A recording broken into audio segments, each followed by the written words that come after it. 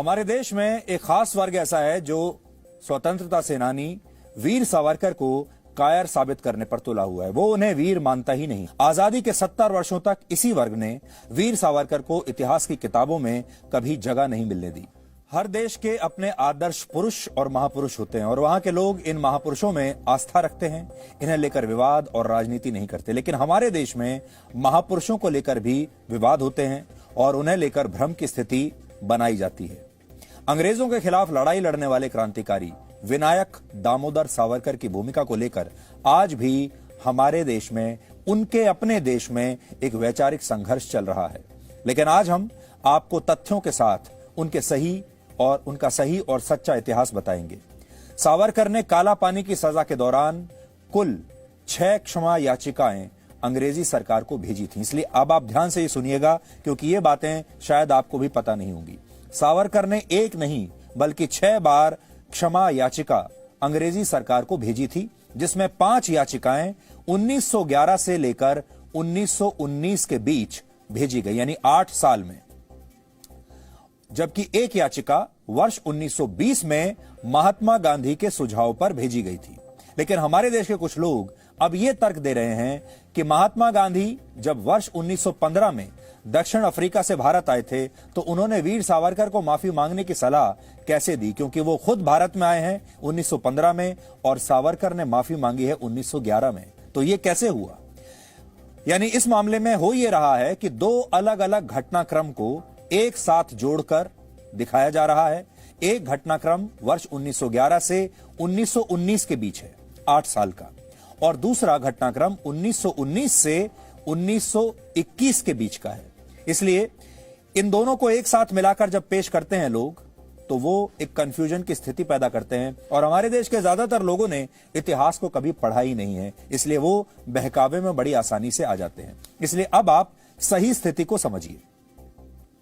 वीर सावरकर को पहली बार वर्ष 1909 में लंदन से गिरफ्तार किया गया था। अंग्रेजों ने उन्हें लंदन से गिरफ्तार किया था, वो लंदन में थे।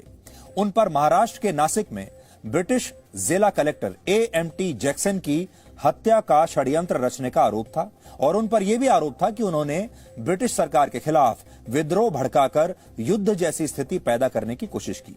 यानी इससे यह साबित होता है कि अंग्रेजी सरकार उस समय सावरकर को अपना सबसे बड़ा दुश्मन मानती थी और वो भारत के लोगों के लिए सबसे बड़े क्रांतिकारी थे। सावरकर को वर्ष 1911 में अंडमान निकोबार द्वीप की सेलुलर जेल में रखा गया, जिसे उस जमाने में काला पानी की जेल या काला पानी की सजा कहा जाता था। बहुत सख्त सजा थी ये। सबसे सख्त सजा जो अंग्रेज किसी को भी दे सकते थे वो यही थी, काला पानी की सजा। इससे भी आपको ये समझ में आएगा कि सावरकर को उन्होंने काला पानी की सजा क्यों दी होगी। इस सजा के दौरान सावरकर को भयानक यातनाएं दी गईं, जिसके बाद उन्होंने 30 अगस्त 1911 को अंग्रेजी सरकार को पहली चिट्ठी लिखी और अपनी सजा माफ करने की गुहार लगाई। लेकिन 3 दिन के बाद ही अंग्रेजों की सरकार ने इस याचिका को खारिज कर दिया। इसके बाद 14 नवंबर 1913 को उन्होंने एक और याचिका दायर की, जिसमें उन्होंने अंग्रेजी सरकार के प्रति विद्रोह न करने का भरोसा दिलाया।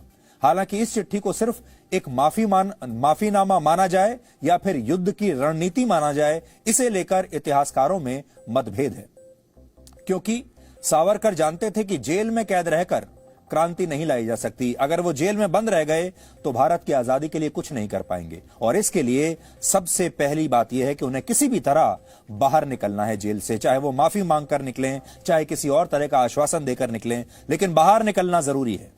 उन्होंने 10 वर्षों तक काला पानी की भयानक सजा काटी और इस दौरान कुल 6 क्षमा याचिकाएं अंग्रेजी सरकार को भेजी। 10 साल में 6 याचिकाएं उन्होंने लगाई माफी की, लेकिन अंग्रेज नहीं माने। वर्ष 1919 में पहले विश्व युद्ध के बाद ब्रिटेन के किंग जॉर्ज V ने एक ऑर्डर जारी किया। ब्रिटेन के राजा ने एक ऑर्डर जारी किया जिसके तहत जेलों में बंद सभी राजनीतिक कैदियों को माफ कर दिया जाए। तब अंडमान की सेलुलर जेल से भी बहुत सारे कैदी रिहा हुए इनाम के तौर पर। लेकिन अंग्रेजी सरकार ने यह तय किया कि वो सावरकर और उनके बड़े भाई गणेश दामोदर सावरकर को सजा से माफ नहीं करेंगे, यानी सबको छोड़ देंगे लेकिन इन्हें नहीं छोड़ेंगे। और इसके बाद सावरकर के छोटे भाई नारायण राव सावरकर ने 18 जनवरी 1920 को महात्मा गांधी को एक चिट्ठी लिखी। महात्मा गांधी के सुझाव के बाद सावरकर ने अपनी छठी और आखिरी याचिका अंग्रेजी सरकार को भेजी। इसके बाद सावरकर ने यह आखिरी चिट्ठी उसी हिसाब से अंग्रेजों को भेजी, जिसके बाद में बाकी याचिकाओं की तरह इस याचिका को भी अंग्रेजों ने खारिज कर दिया। सावरकर कुल 15 वर्षों तक जेल में रहे, जिनमें 10 साल उन्होंने काला पानी की सजा काटी, जो सबसे भयानक सजा मानी जाती है। इसके अलावा वो महाराष्ट्र के रत्नागिरी जिले में 13 साल तक नजरबंद भी रहे। सोचिए, जिस स्वतंत्रता सेनानी ने देश की आजादी के लिए अपने जीवन के लगभग 28 वर्ष भयानक यातनाओं में बिता दिए, क्या उनकी देशभक्ति पर, उनकी वीरता पर कोई शक कर सकता है?